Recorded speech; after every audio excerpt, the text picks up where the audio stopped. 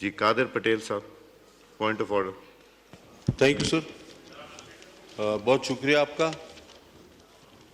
जो गुफ्तगू हुई उसी के तनाजुर में मैं चंद गुजारिशात पेश करना चाहूँगा।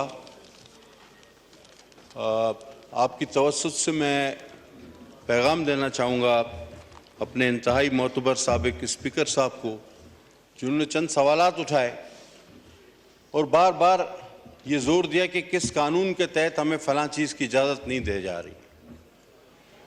तो मैं ये अर्ज़ करूँगा कि जनाब ये वही कानून है जब हम आपके दफ्तर के बाहर सारी सारी रात बैठे रहते थे बशमूल ख़वातीन के, और प्रोडक्शन आर्डर जारी नहीं होता था, आप पिछले दरवाजे से निकल कर चले जाते थे, हमें पता चलता था स्पीकर साहब चले गए। ये शायद उसी तरह का कोई कानून हो, या ये उसी तरह का शायद कोई कानून होगा कि हमारी अमेंडमेंट्स जमा होती थी, 40-40 दिन बिल एक दिन में पास हो जाते थे। अमेंडमेंट को पहली बार रोंदा गया, जमा शुदा अमेंडमेंट्स को, शायद ये उसी तरह का कोई कानून हो।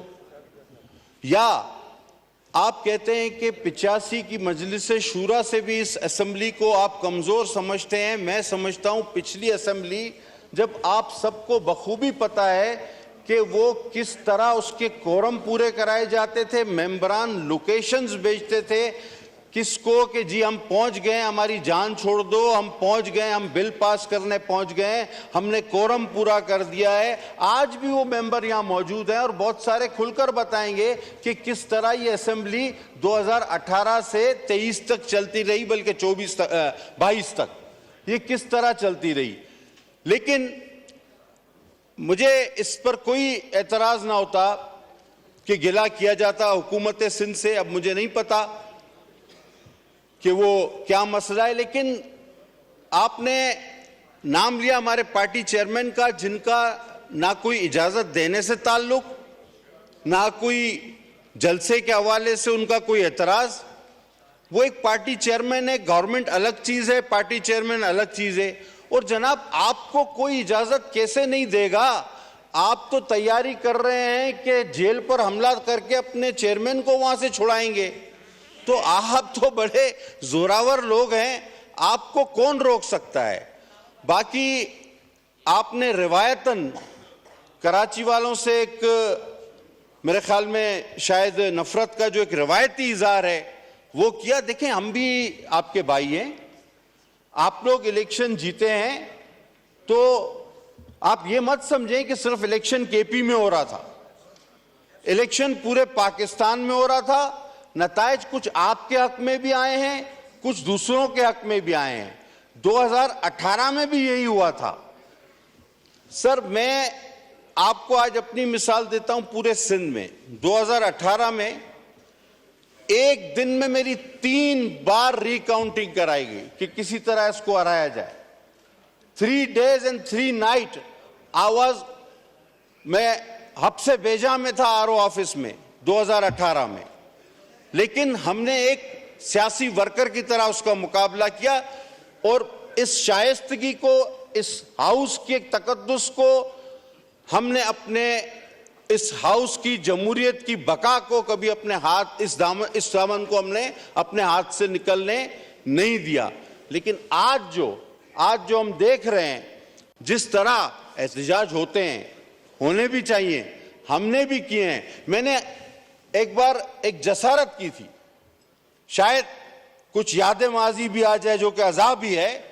मैंने जसारत की थी, मैंने अप्रोच किया था। मैं हमेशा पूछकर अप्रोच करता हूं कि मैं I approach speaker, mister speaker, जो आपके साथ भी करता हूं। मैंने इन्हीं साहब को एक बार कहा था, मैंने कहा आपका नाम तारीख में लिखा जाएगा। आज जो आप कर रहे हैं, हाउस पर बिजनेस है, मेरे पास रिसीविंग है, आप उसको एकदम इग्नोर कर रहे हैं। आप तारीख में लिखे जाएंगे कि इस तरह भी इस हाउस में हुआ है। ये मैंने अप्रोच करके कहा है। अब इसके लिए हल्फ मैं भी उठाने को तैयार हूं, हल्फ सामने वाला भी उठाए कि ये बात मैंने की थी या नहीं की थी, कि तारीख में ये बदतरीन मिसाल साबित होगी। लेकिन हम आज फिर ये चाहते हैं कि इस हाउस का तकद्दुस बहाल हो। हम और आप मिलके इस मुल्क की मुश्किलात में कमी करें, हम और आप मिलके इस मुश्किलात का सामना करें। तमाम इख्तलाफात के बावजूद हर पार्टी ये कहती है कि फला जगह मैं जीता हुआ हूं, फला जगह मैं जीता हुआ हूं, फला जगह मैं जीता हुआ हूं। अब आप अगर ये समझते हैं कि सारी जगहों पर आप जीते हुए हैं, तो फिर आप ऐसा करें मेरे भाई कि आप की सारी सीटों पर अपने लोग बिठा दें, और जो आपका एक ख्याल था प्रेसिडेंशियल फॉर्म ऑफ गवर्नमेंट या अमीरुल मोमिनीन को लाने का, कि जिसके लिए आप इस्लामी टच और इस्लामी टच की बातें कर रहे थे, वो आप कर लें। देखिए 4 साल में आपको इतना ज्यादा हमेशा एडवांटेज मिला, हमेशा मौका मिला, हमेशा आपके साथ ताउन हुआ, हर एजेंसी का, हर ताकतवर इदारे का आपको कोरम पूरे करके दिए, मैंने कहा ना। लेकिन उस 4 साल में आपने करोड़ों नौकरियां दे दी, लाखों घर बना दिए, हजारों डैम बना दिए। तो जनाब इस मुल्क के अवाम भी इतने कजजहन नहीं जितने आप समझते हैं।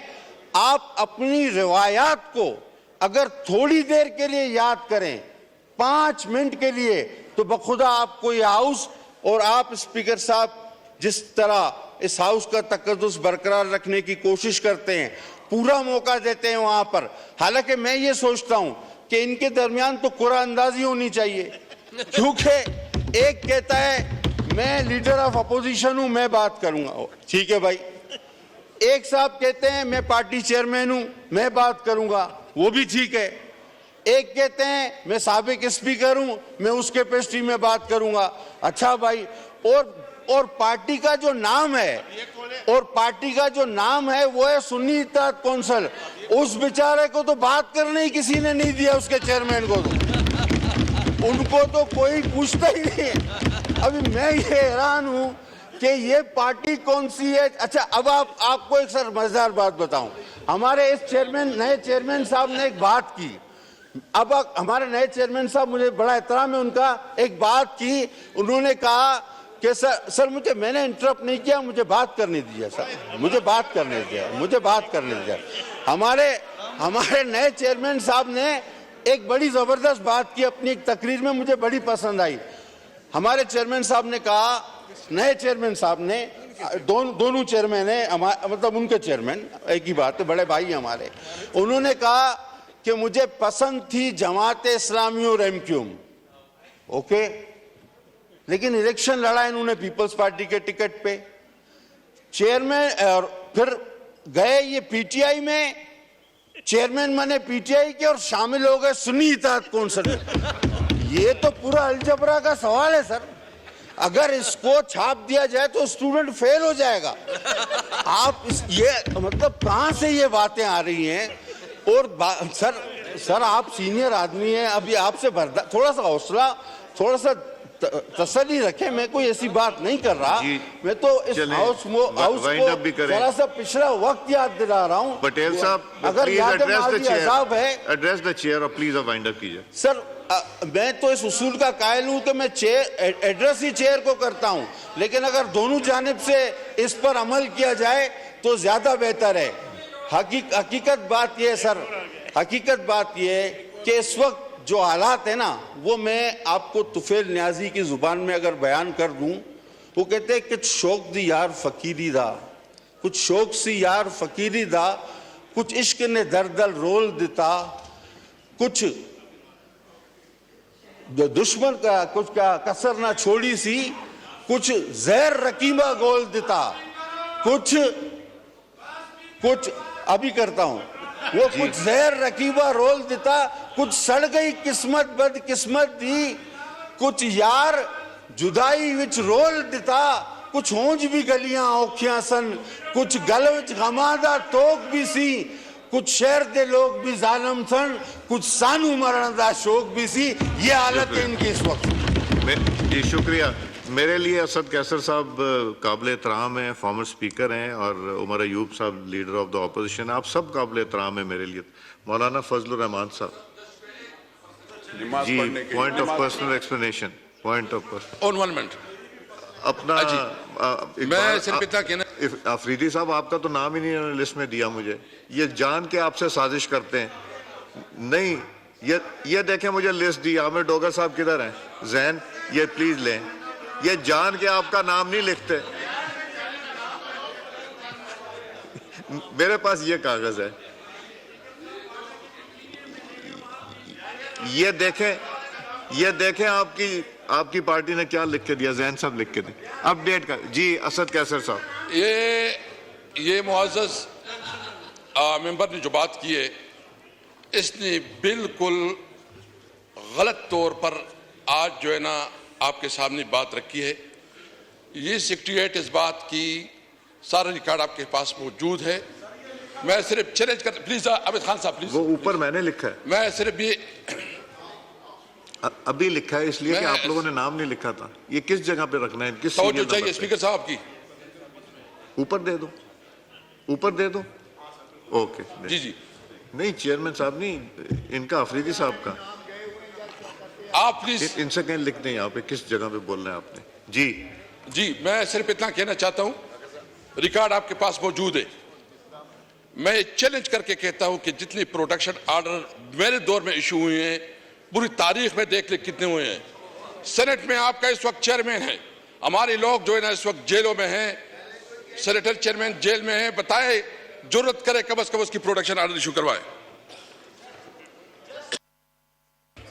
आपका नाम नहीं लिया, रहने दें पटेल साहब रहने दें। 2 सेकंड तो हो भी गए।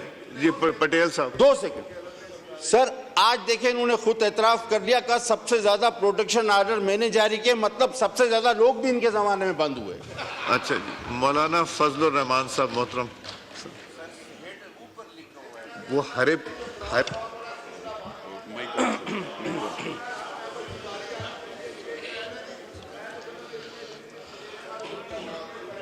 जी